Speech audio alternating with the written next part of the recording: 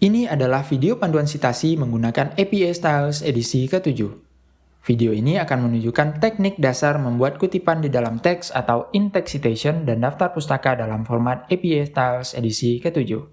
Setiap Anda mengutip kata-kata atau ide orang lain di dalam tulisan atau makalah Anda harus memberikan penghargaan dan pengakuan kepada penulis asli dengan melakukan in-text citation atau kutipan di dalam teks. Kutipan di dalam teks atau in-text citation adalah kutipan singkat yang merujuk pembaca ke referensi lengkap di akhir tulisan.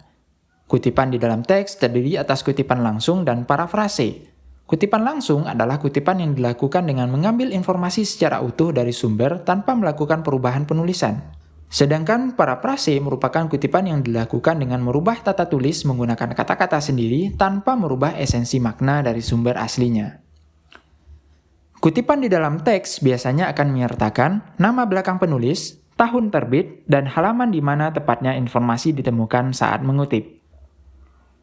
Ketika menulis kutipan langsung di APA Styles edisi ke-7, kutipan diawali dan diakhiri dengan tanda kutip 2, kemudian diikuti dengan nama belakang penulis, tahun publikasi, halaman tempat di mana informasi ditemukan didahului oleh huruf P dan tanda titik di dalam tanda kurung. Huruf P di sini merupakan akronim dari page atau halaman. Jika Anda melakukan kutipan langsung dengan jumlah kata yang dikutip kurang dari 40 kata, maka kutipan dapat langsung diintegrasikan dengan paragraf Anda. Sedangkan jika kutipan yang diambil lebih dari 40 kata, maka Anda perlu memisahkan kutipan dalam bentuk paragraf indent tersendiri. Dalam APA Styles edisi ke-7, paragraf kutipan langsung diberi indent sebanyak 1 inci. Untuk spasi, paragraf indent tetap diberi spasi 2. Ketika menulis parafrase menggunakan APA Styles edisi ke-7, Anda tidak perlu menyertakan tanda kutip 2 baik di awal maupun di akhir kutipan. Cukup tuliskan nama belakang penulis pertama dan tahun terbit. Yang penting diperhatikan adalah nomor halaman juga tidak perlu dituliskan saat melakukan parafrase. Silahkan perhatikan contoh. Dari dua contoh ini, baik parafrase maupun di kutipan langsung, nama dan atau tahun terbit ditulis di dalam tanda kurung dan ditempatkan di akhir kalimat yang dikutip. Dalam teknik citasi APA Styles, ini disebut dengan parenthetical in-text citation atau kutipan di dalam tanda kurung.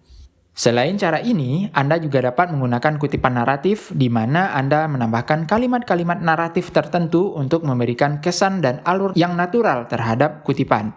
Seperti contoh ini, Anda dapat menambahkan kalimat ini sesuai dengan yang dijelaskan atau kalimat penulis A menyatakan bahwa serta kalimat-kalimat naratif lainnya yang sesuai dengan kebutuhan tulisan Anda.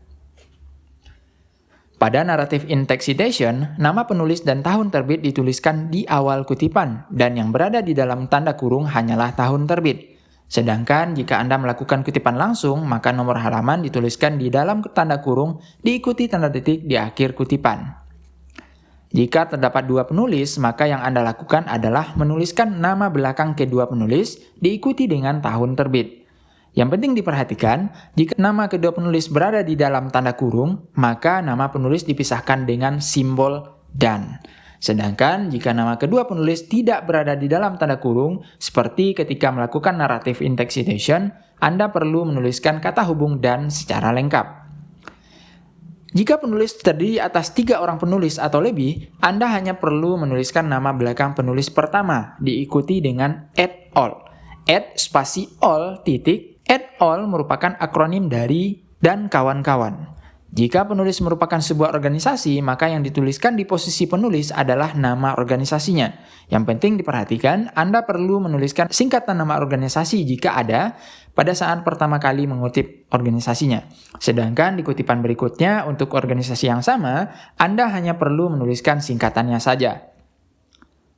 Untuk sumber yang penulisnya tidak diketahui dan bukan berasal dari sebuah organisasi, maka yang menggantikan penulis adalah judul singkat dari tulisan yang dikutip. Jadi Anda akan menuliskan judul tulisan sebagai ganti dari nama penulis. Sedangkan jika sumber yang dirujuk tidak diketahui tahun terbitnya, maka yang dilakukan adalah menuliskan nama belakang penulis diikuti dengan menuliskan N.D di dalam tanda kurung. N.D merupakan akronim dari no date atau tidak ada tahun terbit. Silahkan perhatikan contoh. Berikutnya, jika nomor halaman tidak tersedia, maka yang dituliskan adalah para. Para merupakan akronim dari paragraf, jadi Anda akan menuliskan nomor urut paragraf di mana sumber kutipan berasal sebagai ganti dari nomor halaman. Untuk memberikan informasi yang lengkap terhadap seluruh kutipan yang Anda gunakan, Anda perlu menuliskan daftar pustaka di akhir tulisan Anda. Daftar pustaka secara umum berisi nama lengkap penulis, tahun terbit, judul, penerbit, serta link atau DOI dari sumber yang dirujuk. Secara teknis, APA Styles edisi ke-7 memisahkan teknik penulisan daftar pustaka sesuai dengan jenis rujukan, seperti buku, buku kumpulan tulisan yang diedit, dan jurnal ilmiah.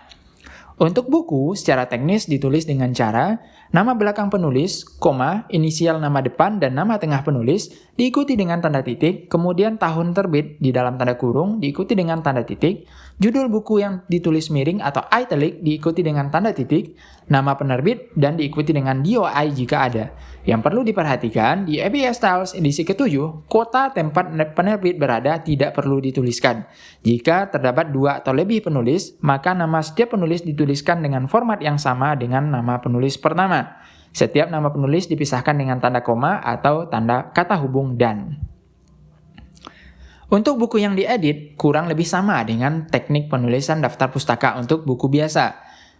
Namun yang perlu diperhatikan, Anda perlu menuliskan nama penulis dan nama editor secara bersamaan, serta Anda juga perlu menuliskan judul tulisan atau judul bab yang dikutip, serta judul bukunya.